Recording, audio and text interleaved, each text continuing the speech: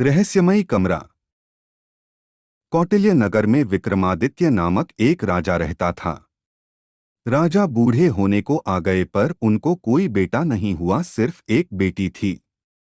राजा को बहुत चिंता होने लगी कि अब मेरा इतना बड़ा साम्राज्य कैसे संभलेगा, इसकी देखभाल कौन कर पाएगा।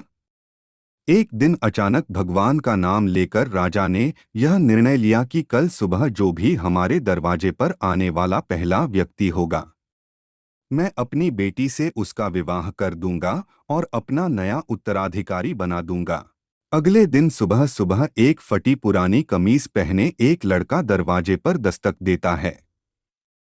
राजा ने प्रभु इच्छा समझकर अपने निर्णय के अनुसार अपनी बेटी की शादी उस लड़के के साथ कर देता है और अपना सारा राजपाट उसे देकर पहाड़ों पर संन्यास को चला जाता है।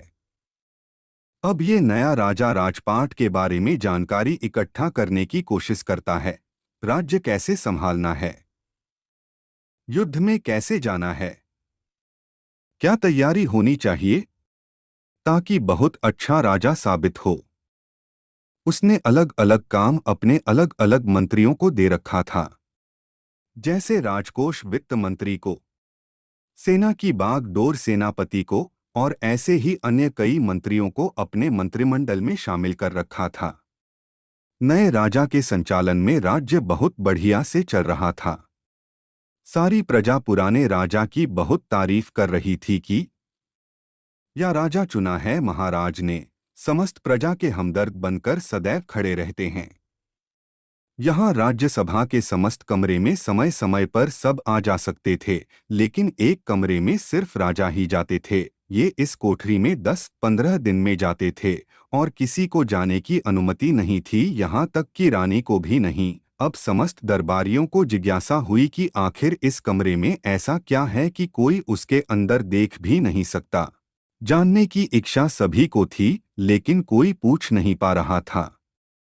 फिर बड़ी हिम्मत करके वित्त मंत्री ने पूछ लिया कि माफ कीजिएगा राजा साहब, लेकिन आखिर इस कमरे में प्रवेश वर्जित क्यों है? क्या है इस कोठरी में? राजा ने उन्हें डांट दिया और कुछ नहीं बताया। कुछ दिन बाद सबने कहा कि अब सेनापति ही पूछ सकते हैं, इनकी बात राजा को माननी पड़ेगी। जब सेनापति राजा से कमरे के बारे में चर्चा किया तो राजा ने उन्हें भी कुछ नहीं बताया। यहाँ से सबके मन में एक ही विचार आ रहा था कि अब रानी ही हैं जो इस जिज्ञासा को समाप्त कर सकती हैं। सब ने रानी से कहा कि आखिर इस कमरे में ऐसा क्या है कि महाराज आपको भी जाने की अनुमति नहीं देते।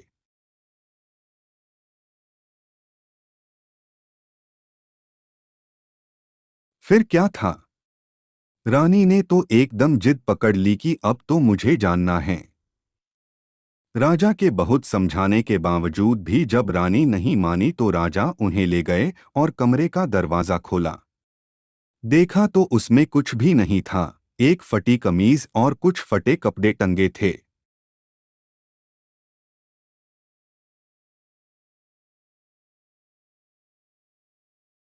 सब ये देखकर हैरान थे तो राजा ने बताया कि मैं अपने शुरुआत को याद करने के लिए यहाँ आता हूँ। मुझे जब कभी यह अहंकार हो जाता है कि मैं राजा हूँ, मैं इस राज्य का सम्राट हूँ, मैं ही सबसे बढ़िया हूँ, तो यहाँ आ जाता हूँ, आधे घंटे बैठा रहता हूँ, अपने शुरुआत को याद करता हूँ और अपने आप को बताता हूँ कि मैं यही था, यही मेरी शुरुआत थी।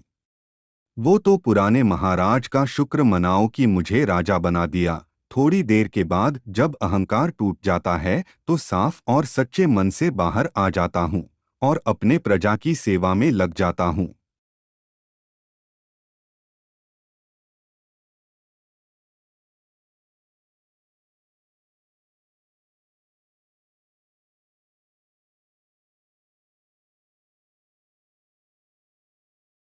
कहानी से सीख। यह एक राजा की अद्भुत कहानी हमें बताती है कि अगर जिंदगी में कभी आपको ईगो आ जाए, आप अपने को बेस्ट मानने लगो, आपको लगता है कि मेरे जैसा तो कोई है ही नहीं, तो अपने शुरुआत को याद करिए, अपने स्ट्रगल वाली पुरानी जिंदगी को याद करिए। आप सरल होने लगेंगे, विनम्र होने लगेंगे, जमीन से जुड़ा हुआ महसूस करने लगेंगे। इसीलिए कहा जाता है कि पैसा इंसान को ऊपर ले जाता है, इंसान पैसा को कभी ऊपर नहीं ले जा पाता।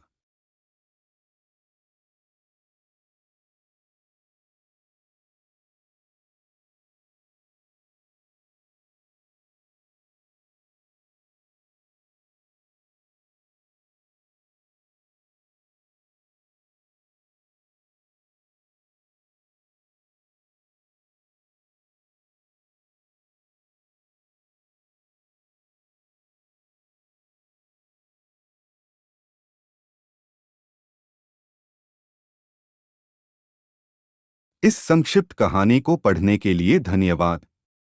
कृपया मेरे YouTube चैनल को लाइक, कमेंट्स, शेयर और सब्सक्राइब जरूर करें।